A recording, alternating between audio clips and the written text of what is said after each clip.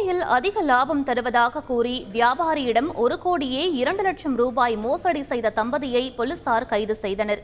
கோவை பூ மார்க்கெட்டில் கடை வைத்திருக்கும் தமிழ் பாண்டியனுக்கு வீர கேரளத்தைச் சேர்ந்த விஜயகுமார், பிரியதர்ஷினி தம்பதி அடிக்கடி பூஜை பொருட்களை வாங்கிய போது அறிமுகமாகியுள்ளனர்.